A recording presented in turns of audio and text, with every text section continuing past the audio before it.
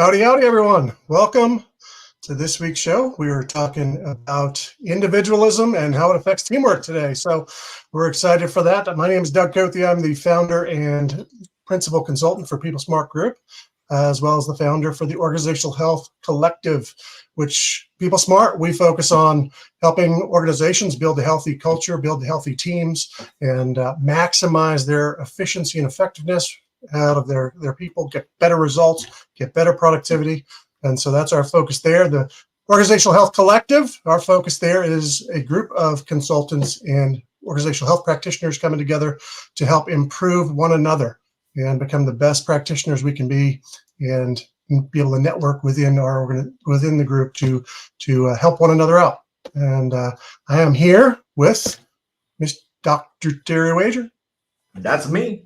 Dr. Terry Wager, Generator Consulting, and I do a lot of what Doug does. We do it different ways. We have different points of view, different educations, but one thing we have is agreement around the idea that if you got good teamwork, you got a good business. Yeah. I would also say that if you had a good product that you're selling or a good service that you're providing, that probably helps. But if you don't have a great team, it doesn't matter how good your product or your service is, your team is going to destroy your sales. Well said. Well said, Terry. And for any of you chiming in for the Organizational Health Collective, or you are someone who works in the organizational health arena, just to let you know, our upcoming monthly event is going to be on September 11th at noon Central, or we could say 1 Eastern and 10 a.m. Pacific. So anyway, just thought I'd give you that heads up. Today we dive in on this question. We live in a culture that promotes radical individualism, promotes the idea of it's all about you, it's all about number one, look out for yourself. How in the world do we build teams with people who are constantly looking out for themselves? Terry, how does that work? It doesn't very well. Really. We have been taught growing up that there's got to be a winner, and that somebody's got to be better than the rest, and we get taught competition from the very beginning. Who knows the right answer? Right. And so I think that we have been programmed very, very strongly to be the shining star and to be the standout. And I mean, even on teams, they have all-stars. Right. Yeah. Basketball team, they got all-stars. Baseball teams, football, they have all-pro. And so we have the all-stars versus the regular people. And that divide causes a lot of problems when we start thinking about, okay, we want teams, but we also really focus as a society around this idea of individuality. It's tough. It's tough. And so, I mean, thoughts, ideas? That's great. Yeah. I mean, the ongoing struggle of a leader to balance that and to say, hey, who you are as a person matters. And yet, if you're not a part of the greater whole, we're not getting anywhere. Like, how do you, the whole sense of, I got to take care of me, that's destructive. That's not, it tears down at teams, it tears down at organizations when we act that way. It's interesting. I'm live in Houston, but I'm a fan of the Dallas Cowboys, and I'm sitting here watching as they have multiple contract negotiations going. And there's always that tear as a fan in particular of, okay, you want to see the guy get paid, but at the same time, you want to see a great team. And if the guy gets every last dollar, are we going to have enough money to put a good team on the field? There's that question. Yeah. I'm going to go back to where before time started, for the dream team, and when all of the different Magic Johnson and what's that guy, Michael Jordan or something like that, Larry Bird, that team got together. They actually played a college team the very first game they played together, and they crumbled because everybody had to be the all-star. Yep.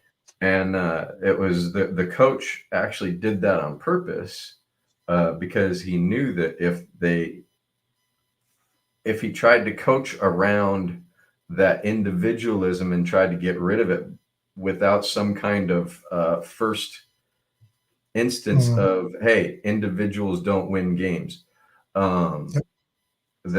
would have been fighting that the whole time. And so he kind of set it up that way, that they go out and do their thing, and everybody was showboating and trying to prove that they were good, and they lost the game. And then he used that as an example of like, hey, look, we are not going to be able to win if we play it like that. We have to play as a team. And when we start working together as a team, we're unstoppable. And that was a really good idea of, or example of what happens when you're a team, or when your team doesn't work together. Another example, just recently, you're a Dallas Cowboy person, so you probably follow a few other teams, at least what's going on with them. But Russell Wilson went from Seattle Seahawks to Denver and did terrible. And he was, from what I know, I don't know this for sure, this is what I've heard, but he was really not a team player, and he wanted his own coach for this and his own coach for that. And I want my meals separate and all this stuff. And I need a red carpet when I'm coming out, and the king cloak. And he really didn't play with the Denver Broncos as a teammate, and they released him. And here's the problem, and just interesting facts just to think about with this idea of individuality versus a team. Denver had to make a choice of whether to keep this guy on his team because they have to pay him $40 million this year. And then they said, you know what? We'd rather let him go and pay the $40 million than have him on our team. Yeah, that says a lot, huh? That says you do not be here. And he was a great quarterback for Seattle. Yeah. Not so much for Denver. No. Because it was all about him. And I think that the team kind of in Seattle, the team rallied around the team being, it was all about the team, Russell being the head of the spear, but everybody worked so well, and he wasn't that when he started it. And so he moved into this head of the spear kind of idea, but he had so much talent on the Seahawks when they won the Super Bowl, and then they almost won again. And so he didn't showboat the same way, but when he went down there, he thought he was going to do the same thing, and he didn't have the relationships. Right. Yep. So very if you don't have relationships, you can't be a great teammate. Yep. So true. Well, and I love both your examples bring out the need for humility, right? In order to be a great team, we've got to have some humility. We can't think it's all about me. I can do it all. I don't need you people. I'm glad you're here to ride my coattails, but I can do it all. And you see the humiliation of losing to a college team for the dream team brought them down to earth and brought that humility to go, okay, guys, as good as we are individually, if we don't work together, we stink. And you got to figure that out. You got to get that message, and you got to understand that we need each other. And until you get to the point where you realize we don't accomplish great things if we don't work together. Yeah. And this really is for whatever business that people are in, whether they're a solopreneur or they've got a partnership or they've got a small team. Every one of them have to think about, how am I as a teammate to myself first? Am I beating myself up? Am I tearing myself down? Am I letting myself off the hook too much? If I'm the solopreneur, am I working with the people that I'm contracting with to do my website or to do my marketing or am I working with them as a teammate, or am I just being a diva and really paying attention to how we're working with others and in fact working with our clients? Are we working as teammates, or are we having this idea that they should have to do this and basic assumptions or expectations that aren't being stated because we think we don't need to do that? Yep. And when we look at that, and personally, I can tell if a business is really working as a team or not by the feel of them, as well as the success of how well they're doing. Yep. Yeah. And unfortunately, there's some companies and some business, some areas where they can be somewhat successful and they get duped into thinking, wow, we don't need to work on that. And yet the reality is they could be so much more successful if they really would work at it and they would really dive in, because honestly, the synergy of a team is always going to outperform the group of individuals. It's always going to.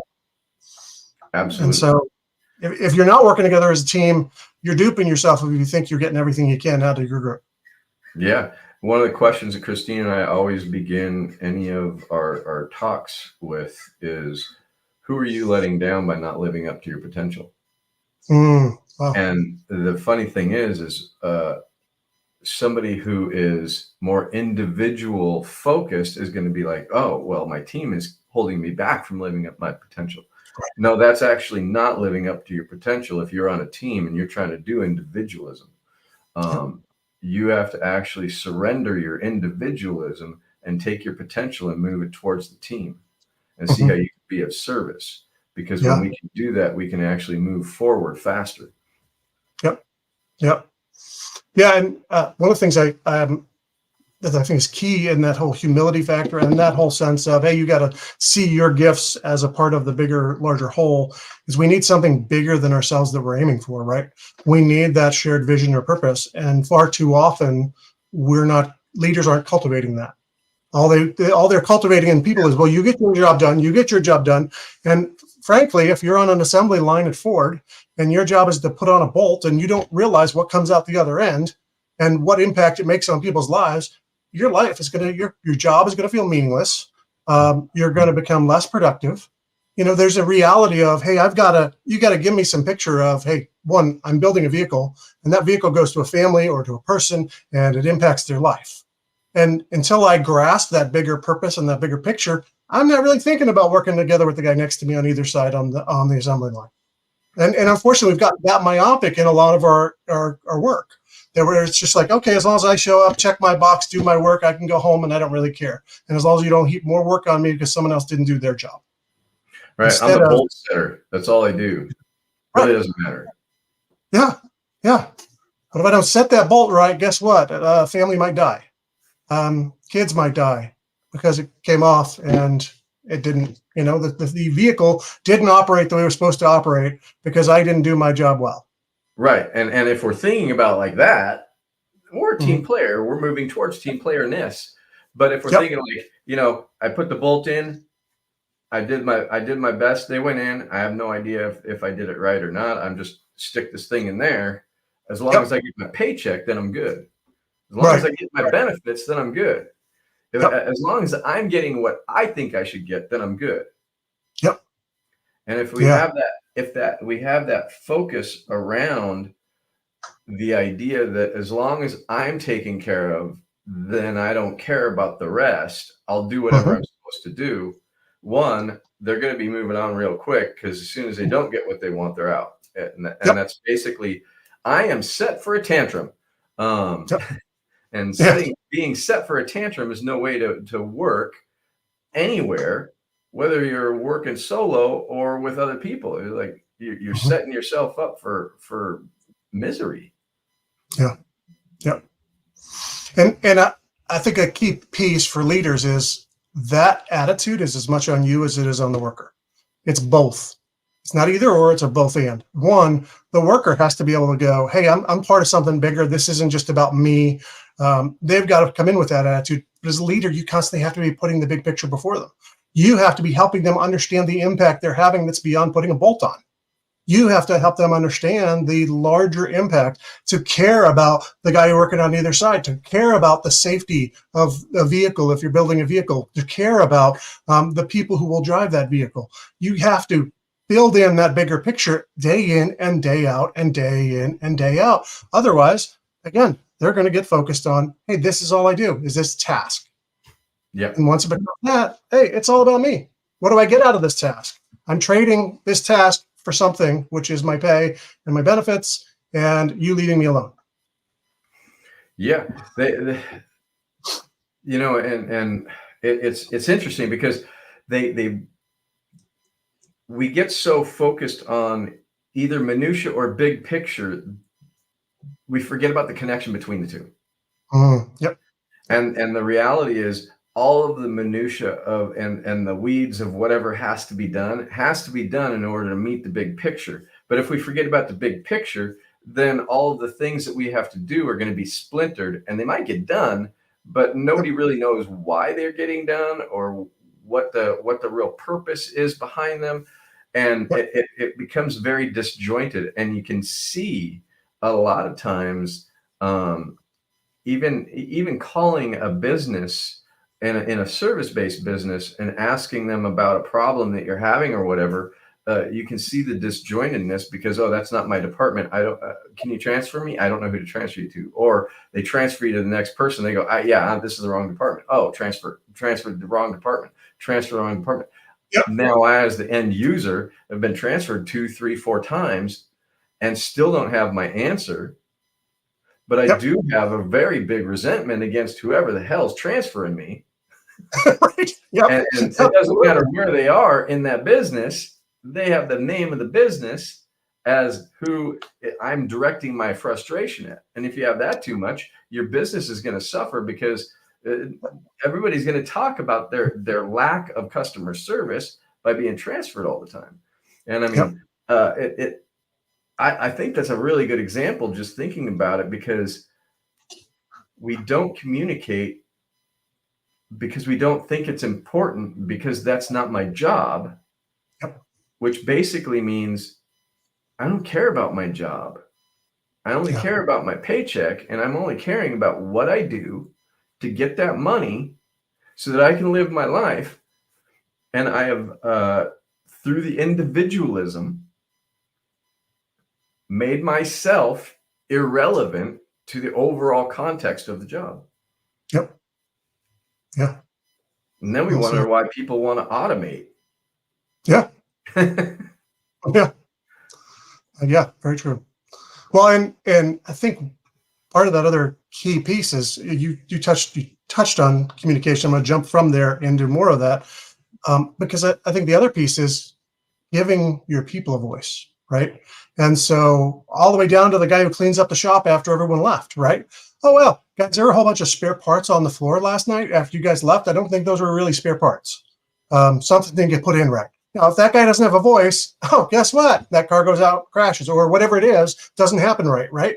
So it should be that everyone in the organization has some input, some way of communicating, and there's just open communication, and being able to build those channels is vital. And them thinking, hey, I could have an impact on this thing, right? So if I see something, I call it out, they're going to listen to me. They're going to hear me. Or if I see a better idea and I call it out, they're going to listen to me. Hey, you know what? Putting the bolts on this way really doesn't help. But if we did this instead, this would work better. Oh, wow, cool. Thank you. Well, who knows your job better than you but you, right? So yeah, let's get your input. Or better yet, I see a safety issue around me. Well, speak up. Right. I mean, if someone else doesn't see it and you do, that's you're one of our set of eyes. That's awesome. Yeah. And really, back to what you were saying before, is like, that is the leadership's responsibility to set the tone. And it's really setting the context, setting the tone for how we're going to operate in this business. And I also think that it's also the leader's responsibility to make that known at the time of hiring. It's the responsibility to make it known at the time of making the ad for the position. And I think that really too often people are in the weeds when they're thinking about hiring and they're just getting bodies in. And I talk about people hire for coverage instead of culture. And as a result, they end up with lackluster experiences from the people because they didn't think about how to attract the right people. They didn't think about how to screen out the wrong people and then bring in those right people and then motivate them and excite them with what this is all about, purpose or context wise. And so, we got to think about as leaders, we got to think about the very beginnings of what kind of people do I want to have in here, and what do I want them to experience as they walk in and become a part of this. Yeah. And I've been to change the subject a little bit from that, but I've experienced also like a belongingness in churches I've gone to, or other groups I've gone to, or 12-step groups I've gone to, where some of them are very welcoming, and from the very beginning you feel like you're a part of. Yeah. And some of them you walk in and you feel like you're invisible. And then others, you're even marginalized, and people are staring at you weird and like, well, who's that? I don't know. I've never seen that person.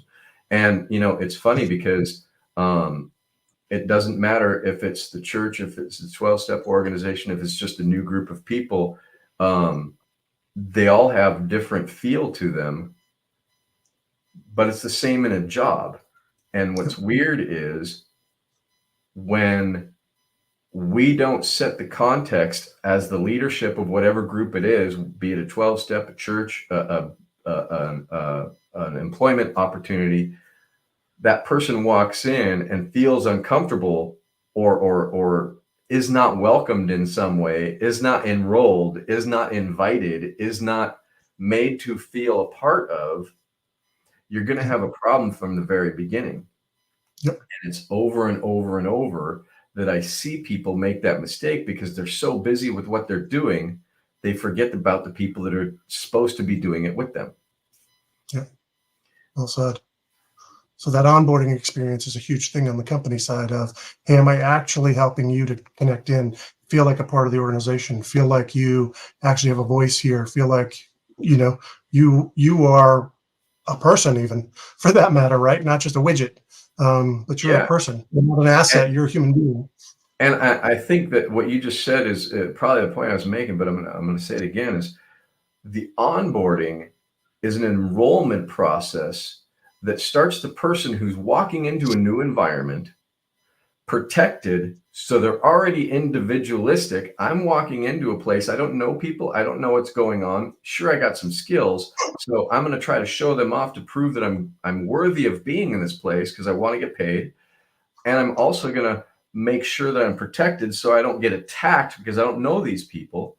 And so if I'm walking in trying to prove myself in one way and protecting from being attacked in another way, I am 100% walking in with an individualistic attitude and focus.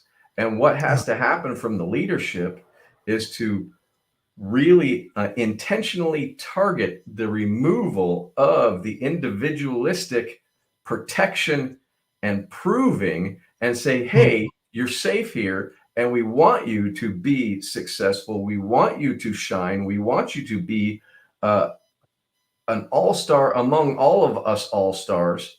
And so you don't need to prove yourself. You don't need to protect yourself. What we need is a team player coming in here to contribute to the culture and contribute to the job and contribute to our overall success. And if the leadership can do that, we're going to see a whole lot of difference in those people that walk in with the skills and the attitude to be the team player. That's great. So thinking of the leader who's listening to you right now, Terry, I wonder if the question would be there, like, okay, so what practical things would I actually do to break down the defenses and to help them feel safe? What practical things could I do to make them realize, guess what, you don't have to put your best foot forward here. You're okay just being. And it's okay that you're going to have some ramp up in terms of your understanding of things around you. You don't have to try and put on a front. We get that. We understand. And we're with you and we're for you. We're not here to critique you. Well, again, I think it starts in the advertisement or the recruitment materials, letting them know what we're looking for and who we're looking for, and saying that, hey, we only accept the best. So in that kind of article, if you do, I mean, if you accept B, C, D kind of level players, then say that. But I don't think I would if I were you. But we only accept the best. And so you're going to be joining a team that is high level and if you make the cut, you're high level already. And so that it's letting them know through just the recruitment technique that we're looking for high level and that we believe you're that. And then through that, begin in the interviewing and the connecting to have that shared excitement about what we're trying to do, and really make it all about cultural fit and make it about shared vision and shared behaviors that we value, and really push on the culture first and foremost around what we're looking for and what's going to be acceptable, and let them know that we're bringing them on, or we're thinking of bringing them on, because we already know they're good. They don't need to prove themselves. We know it. We see it. You're interviewing because of it. Right. And so your proof has already been done. Now it's about how we fit in the system. And then we want you to actually be able to see the system, experience the system, and then take your place in the system as we move you through, and a continuous enrollment idea. And the other piece is really having everybody that's already on the team speaking the same language. And so when we do that, everyone is enrolling and everybody is congratulating. Everybody is excited about having that new person in, and encouraging the open communication around that.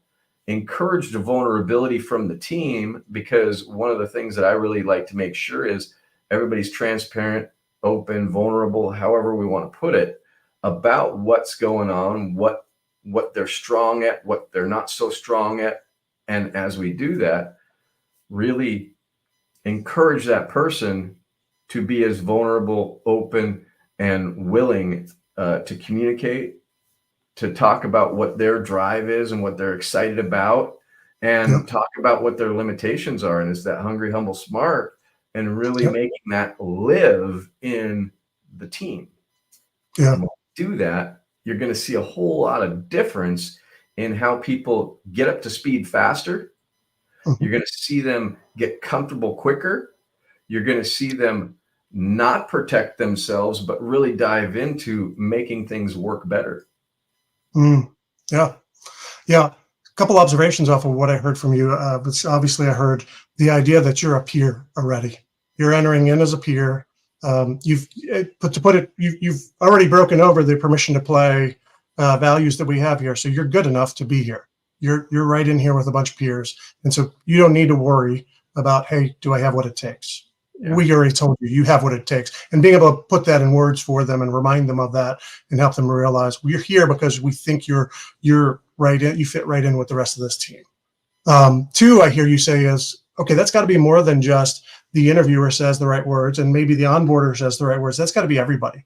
And that's where the breakdown of a mediocre culture gets you in trouble, because people start getting mixed messages. And we're not all on the same page, and we're not all going the same direction, and we're not all driven by the mission and vision. We're not all living out our core values. And so the things we'll communicate as someone not a part of the process will be very different than the people who are part of the process. And so you start getting those mixed messages. And that's where that coherence of a culture is utterly vital, because we're gonna run together really well, really quick if we're all on the same page. But if we're not, that person's chances of integrating into the right fit in that culture is, marginal. It's marginalized, questionable. It is. And it's interesting to see when a team does this really well, and when they haven't. And I work with a team that's doing that very well right now. In the past, they hadn't. And you can tell right away, either the leader or some of the other people, you can hear the apprehension in, well, we'll see what's going to happen. And it's that we'll see. And then they go from we'll see to hopefully. And this is some language. If you hear the we'll sees and you hear the hopefullys in your language to the other people who are part of your team that's already working really well, that's a problem. Those are big red flags, because hopeful is a bad plan, and it's a very, very strong signal that you are not confronting something that needs to be confronted. because hopefully is always followed by it will be taken care of later at some date or time, or some situation will fix it. And so Yeah. hopefully means I'm not doing it right now. Yeah. Yeah. Yeah. Hope is not a plan, right? You No. said that well. I like that. Yeah. And just realizing as well that the message and the culture building and all of that stuff isn't a one-time deal. Like you've got to be you got to be iterating. It's got to be something that is constantly before your people, so that you know that everyone's on the same page. Not that you're hoping everyone's on the same page, not that you're hoping everything's moving in the right direction. You know. And another piece of that, I would say, for a leader, like thinking of a CEO, is guess what? You got to get out of your office and you got to get out of the C-suite. I love the examples of people like an Alan Mullally, who was constantly out asking people at Ford, anyone and everyone in Ford, well, what do you think we need to do differently? What do you think's going well? What do you like? What do you like here? What do you not like here? Or I think of other people like the example I've heard of Frank Blake when he was the CEO of Home Depot, and he was constantly reaching out to those frontline people who were down in the stores and having. I mean, I forget how many emails it was a week that he sent out to people who were at the front lines, and was constantly communicating, constantly touching base, constantly checking in. If you are a CEO and all you do is interact with the C-suite, the board members, and that's it, you're in trouble. Yeah, because you have no idea what's going on in your organization. Yeah, and Starbucks was a really good example for a long time of a very healthy culture, and Howard Schultz was always in the different stores, and he had trained all of his upper people to be in the stores, and for partners to be partners. And so the workers there were called partners. They worked together as partners, and they always were focusing on lifting each other up. And I mean, the whole culture was built as this idea of the third place. And so you had work, you had home, and then you had Starbucks as the third place. And the idea that, he lived that. And every time he left that C-suite position, he stays as a chairman of the board, or has a board position pretty much all the time. But every time he steps out of the leadership role and somebody else takes over, you can feel the shift of that business away from the third place. And you can see that the focus of culture versus focus of money and units changes dramatically when he moves out of that leadership position.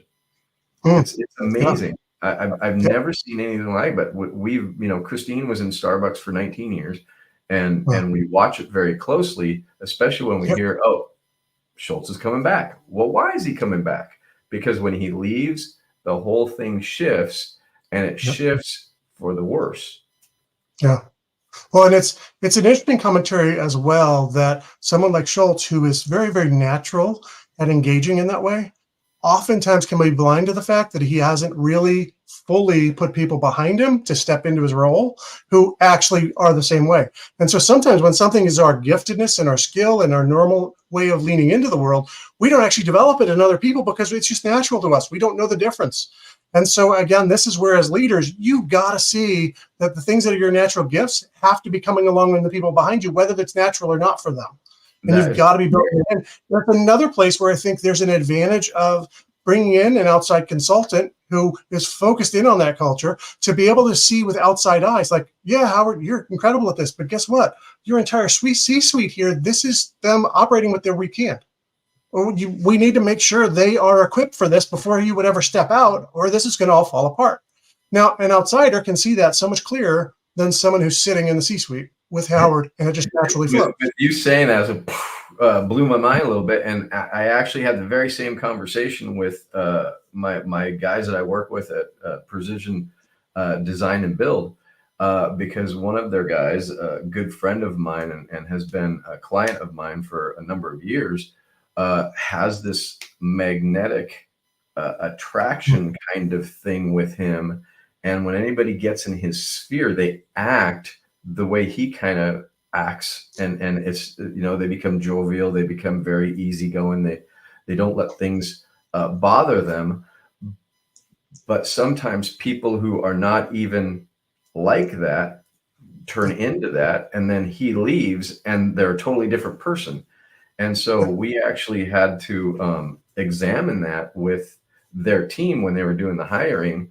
And I suggested that they stop having him in for all of the interviews. And in fact, he can do the first one, but then after that, have them do interviews without him to see what kind of difference we get in the people. And it's amazing because he and you know, I'm pretty sure Schultz isn't like this too, but it creates that blind spot that you're talking about with Schultz. Is he doesn't know that they're any different because they're always that way around him, because he invites that from them. And it's that, and I believe it's that galvanizing kind of way for people that they just start to become that way automatically around a real strong galvanizer. And so the galvanizer doesn't necessarily see that they're not going with it because they go with it around them. Yep. They just don't after the person leaves. Right. Right. Yeah. You're out of here. I have nothing pulling me in that direction anymore. Now I'm back to where I'm naturally. Yeah, and further, it's not because the person doesn't want to be that way. It's just the person is being influenced to be the way the galvanizer is. And then they're influenced to slide back to their normal way of living. And it's out of their consciousness too. They're not aware of it happening either. They just, you know, for some reason, I just want to do what you're telling me to when you're telling me, or when you're making the suggestion. It just sounds like a much easier thing to do. But if you're not around, then it doesn't even occur to me. Right. Yeah. Well, it's interesting because I think maybe a way to explain it is the galvanizer brings that much energy. The energy to live that way is kind of infused by the galvanizer. And so once you take them out, the energy's gone. Yeah. And so now it's like, oh, that's a chore to do that. And it's not natural for me to do that. So path of least resistance. I'm right back to where I naturally live rather than where that galvanizer brought me so well. So what I think is the take-home message is make sure you have galvanizers everywhere that are doing the same thing, wanting the same thing, and then you'll never have a team problem. No, that's not exactly the take-home message. That's funny. Yeah, no, but not exactly. Yeah. Again, I mean, I think the things we've hit so far, like in order to deal with the individualism, you've got to have people sensing they're committed to something bigger than themselves. And two, you've got to have a culture around it that is really well built and reinforces that people love working together with one another. They feel comfortable with one another. They can be honest with one another about strengths, weaknesses, failure, success. They can really engage at a helpful level from every level of the organization. And the leader, and I think this is what we were just hitting, is that leader needs to be so invested that they're with the people enough. Because here's the honest to goodness truth is, if as a leader you're not vulnerable, if you as a leader you don't share those things with people, no one else is gonna.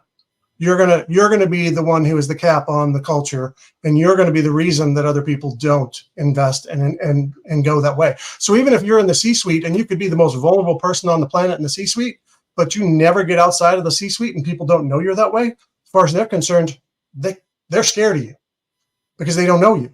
They need the connection. They need the trust. They need the relationship to have seen you to be able to go, oh, wow, he lives what he says. Yeah, these are our core values, but I get to actually see him live it.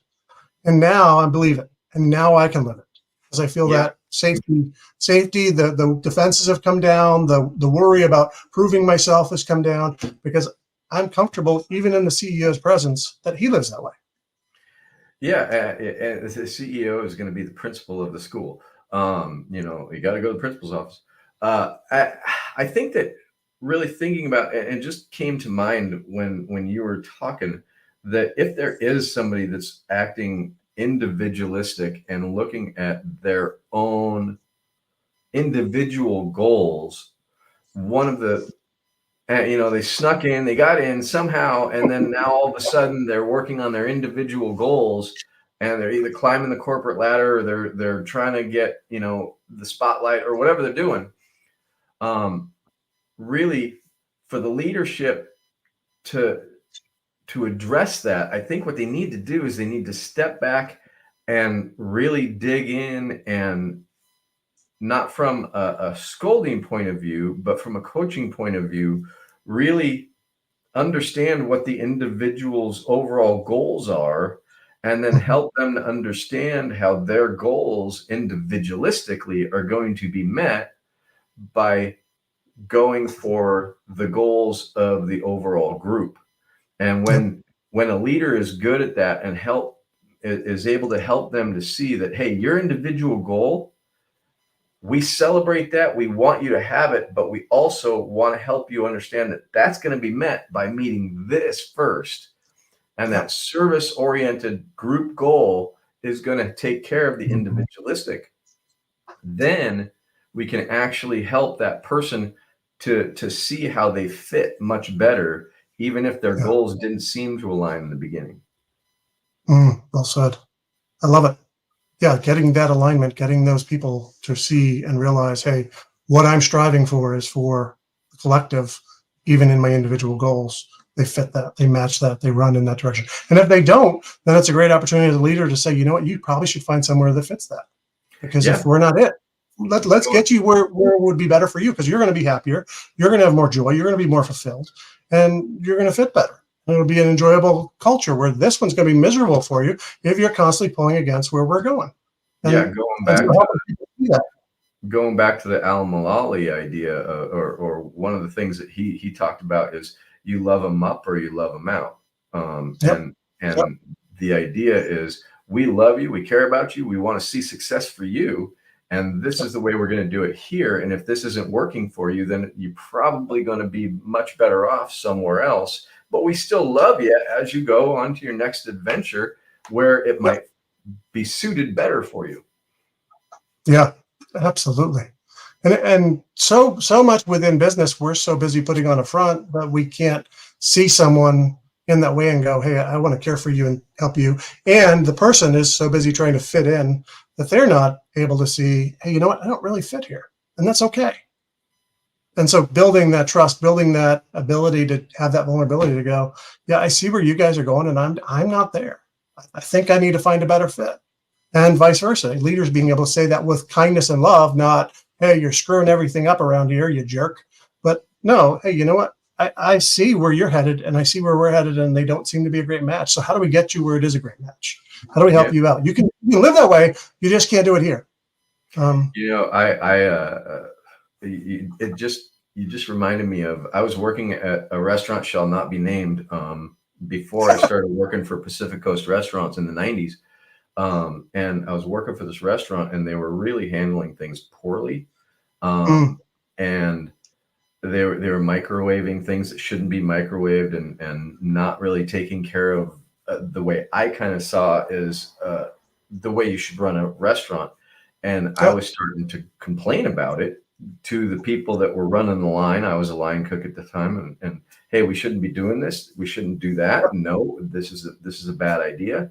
And I got more and more disgruntled within a few short weeks of this happening. I don't know why, but they just went from doing really good work to all of a sudden they let their standards slip. And I started getting louder and louder and louder. And they pulled me aside, gave me a little pink slip that basically said, you're no longer working here. And there was such a relief at the same time as, oh shit, I screwed up. Wait, no, I'm really glad I'm not there anymore because I don't fit. Right. And then I went to my position at Pacific Coast Restaurants, which was in this area, Stanford's Newport Bay, back in the 90s. And they were such a phenomenally different organization that really cared about standards, cared about their culture, cared about how they presented themselves, and each person in their own integrity would make sure they're doing their job right. And there was a guy named Bob Farrell, who was invested in the company, who was very, very big on, he's got a talk on YouTube called Give 'em the Pickle. And it's all about customer service. And these guys embodied that. And the fit that I had when I got there, and I mean, I went in to get the job. I lied, and I was like, I'm better than anybody in that kitchen. And I had no idea really what I was doing. but the guy believed me and he gave me a chance. And later I talked to him and he's like, no, I knew you didn't know what you're doing, but I really liked your confidence. So I was like, all right, well, I thought I got over him, but you know, the point is that the difference in the cultures, I just didn't fit at the one restaurant, and I caused problems for them in how they were doing things because they wanted to do things that just didn't fit with my integrity.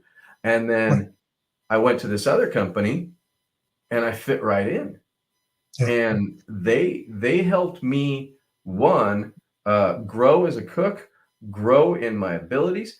And that was also the time that I was having the drug and alcohol problem. And they helped me get clean and they helped me have a safe place to be as I made a transition into actually doing something better for my life. And ultimately, that company that I moved to, I would give them a lot of the responsibility for me becoming a psychologist and making a lot of changes for a lot of other people or with a lot of other people. And it was that cultural fit. But they also told me that this is the way it is and you got to do it this way. Otherwise you won't fit here. And I'm like, okay, well, I'll do it your way. As long as we're not microwaving steak. Right. Oh, man. Yeah. So, what a great story. What a great example of how two different places in the same industry can be so very different. And one you fit and one you don't. And also I love that your story includes the life impact, that it's not just, hey, you know what, you didn't just impact me as a cook in a restaurant, you impacted me going forward, even in my future, even in who I would be as a person, even in how I would impact other people. You were impacted through that culture. And I think that is a short-sighted reality that goes on within business culture as well, is we're thinking, what can we get out of you if we do things, if we build the culture a certain way? But it's not just that. It's what type of leaders, what type of people are you producing that both are benefiting you internally, but eventually are going to be benefiting the surrounding community, the surrounding businesses. That sense that your lives are changed by great companies. Well, and that's one of the things that really drives Christine and I with our training company when we're training managers, because we work with some Subways and some other quick serve restaurants and things like that. But we really want to focus on the idea of, we're not training to run a restaurant, we're training people to be leaders. And whether they stay in a restaurant business, they move into a 5-star type restaurant, they move into a Michelin star restaurant, they moved into some kind of corporate position of something else, we want to train them in order to be the leaders that can create the culture that creates the growth inside the business, but also inside their personal lives. That's what we really focus on. So it doesn't matter what kind of business you're in, the people business is about helping them to live up their potential. That's as a great. teammate. Yep. I love it.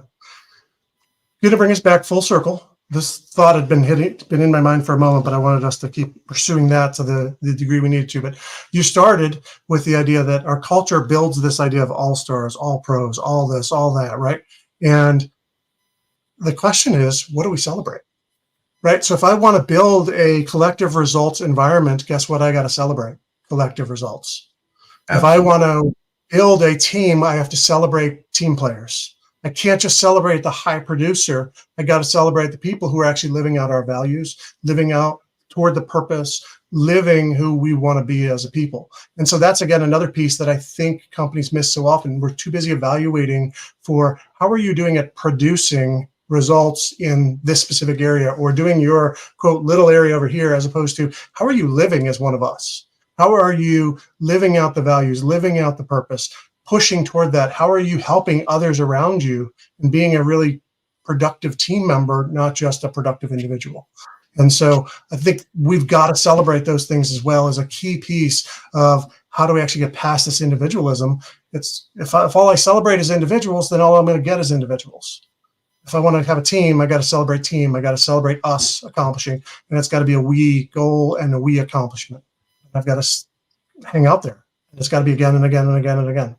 Yeah, I love that, and I'm thinking about the idea of like a sales team, like at a car dealership or something, where they have the leaderboard, or an insurance brokerage where they have the leaderboard, and then Joey is ahead and continuing to climb up the board.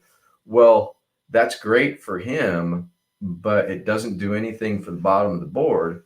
And then the classic way that those places do it is the bottom 20% get let go, and then they bring new blood in to try to make them better. Well, when Joey falls and has a bad time, pretty soon he's going to be cut too.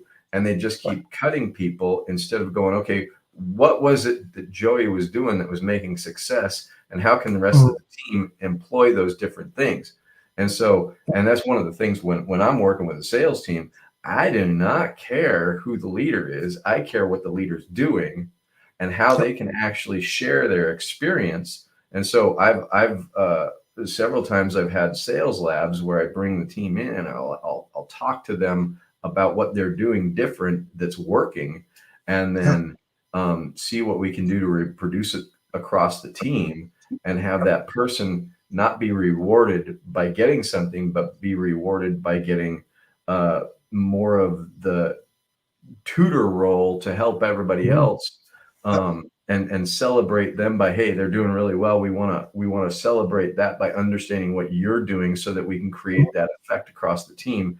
And now your reward is to be of service to the rest of the team to get us all moving that way. And it's a very different way of doing it when we do that, because it starts to create a synergy of everybody being able to accomplish. And if somebody's too hungry, going back to hungry, humble, smart, if they're too hungry, they're not going to want to buy into that. And then be like, no, they can figure it out themselves. I did. Which most likely they didn't. They just had somebody else show them, but they forgot about that part. And so really understanding how we can actually make the team better with what's working. And it makes everything much more fun as well when we can do that. Yeah, you made spark in my mind a story of my brother in his career. Worked for a while as an HVC installer and service person, and it was interesting, that whole board of the leaderboard of who's selling the most stuff. And if you were in the bottom third, man, all you got was shame, and the rest of the team looking at you like, well, you suck, you're horrible, you're this, you're that. That's a terrible motivator. That's not going to get me going. You're not helping me as a team player to become better. You're actually just beating me down into oblivion. And, it's just that whole mentality is just so destructive. And I watched it happen for him. He was just like, I hate this job. This is the worst job I've ever had. And honestly, the things I heard from him about how the company operated makes me now, many years later, as someone who won't do business with that company because I know how they operate. And so they've also hurt themselves on a customer basis of anyone that heard from an insider, well, this is how they operate. No, I'm not doing business with you. I don't want you coming in my house. And, you've got all these people that are motivated not to just serve me, but to actually have to sell more, which means, guess what? You're encouraging them being a bunch of liars to tell me a bunch of stuff I don't need. I don't really want that. So stay out of my house. And it's not the technician's fault. They're set up to have to push that stuff. And I've had the experience of people doing that. And I don't remember if it was on this, we talked about it. It might've been that I had the guy come in to do a service on my thing, but he wouldn't actually undo 2 bolts to vacuum out a thing. They were going to charge me to do that. I did it myself. It took me 10 minutes. And it's like, okay, so they don't get my business anymore. And it's that mentality of, and honestly, I think a lot of these people need to actually go listen to that Bob Farrell talk called "Give 'Em the Pickle," because when we start thinking about service in a little bit different way, and how we can actually be of service and give the small things, we're going to get customers for life, and people miss that a lot. Oh, absolutely. Well said. Yep, I love it. Well, we should wrap up here. We're coming up on the hour. So we're thrilled to be able to talk to you guys about this. Any final thoughts, Terry? I'm going to throw it to you first.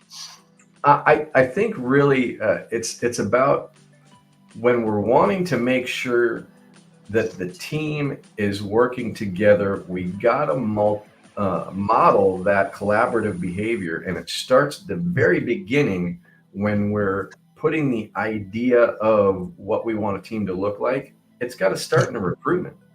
And then it's got to follow through every stage. We've got to enroll and invite and reward based on the team working together.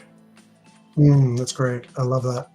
Yeah, I think my final thought that is just kind of resonating with me, and you shared about it, I've talked about it a little bit, is the idea that in order to get people out of that individualistic mentality, we have to help them understand how their individuality contributes to the group.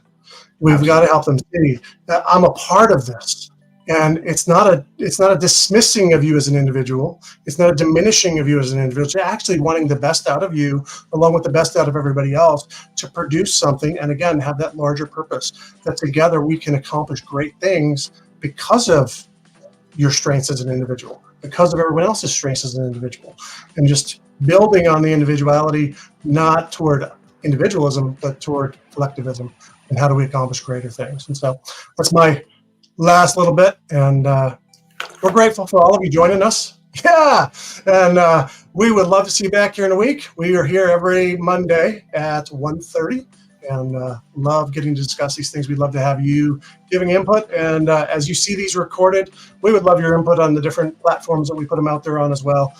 We love getting to interact with people. We love getting to help people. And so if we could be a help to you in your organization, your business, your company, reach out to us. We would love to do just that. So y'all have a great week, and we will see you